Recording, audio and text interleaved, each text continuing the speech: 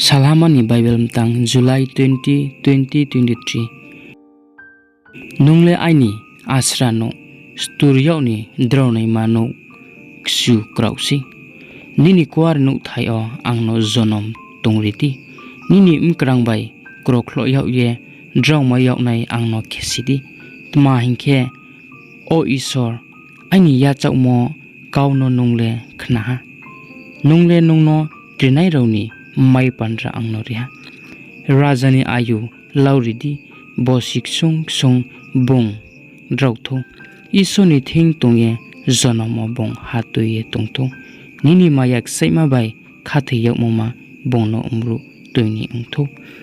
Sal nairu o smai ang ya chauye lao nini mungno ang zonom baju archa tongnai.